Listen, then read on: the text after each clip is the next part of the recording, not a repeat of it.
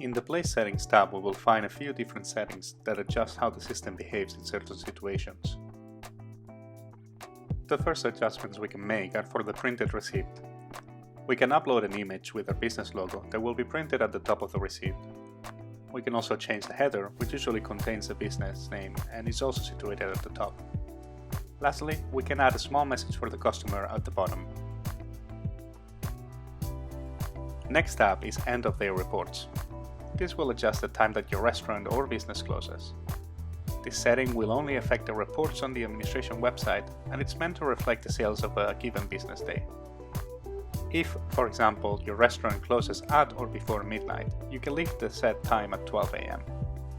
On the other hand, if you close shop past midnight, let's say 12:30 or 1 AM, you will need to adjust the closing time to a later hour, so that the daily reports take it into account and show you sales from 2 AM one day to 2 AM of the next, instead of splitting them at 12.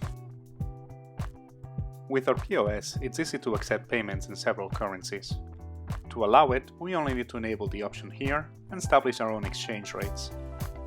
The system will offer you the option to pay in a different currency on the payment screen, and the calculation will be based on the rates that you have programmed here.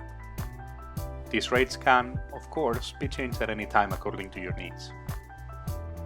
On the next section, we can choose whether we want the name of the worker to be printed on the receipt.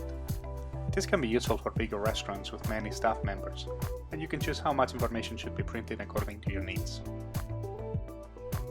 We can also adjust the warning timer. This timer affects your POS table map or table list, and flashes any table or open order that hasn't added any products in the last 30 minutes.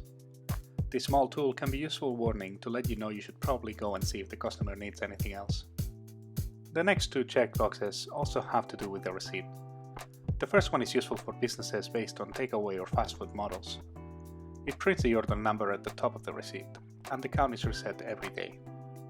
The second one can be very helpful for keeping track of how many customers you're sitting per table and get statistics on individual spending and consumption. Cash flow settings will add information to our daily cash flow reports. We can add sales by printers, by worker, or by products sold to the usual information contained in the cash flow report. Takeout integration lets us activate or deactivate external orders coming into our POS. This affects the orders from our one-menu ordering system. The schedule for when to allow orders is not controlled from here, but it's an easy way to pause the service momentarily if we need to. Lastly, Product Notes lets you add notes to any product added to an order. This is an older version of the Menu Additions tool and doesn't have the same functionality, but it's still a useful tool if you need to add quick kitchen notes to products like gluten-free or any other common shorthand messages. Once saved here, you will find these notes after doing a long press on a product in an order and selecting Notes. You will be offered these notes as an option, or you can write your own text according to your needs. As always, remember to save your changes so you don't lose any of these settings.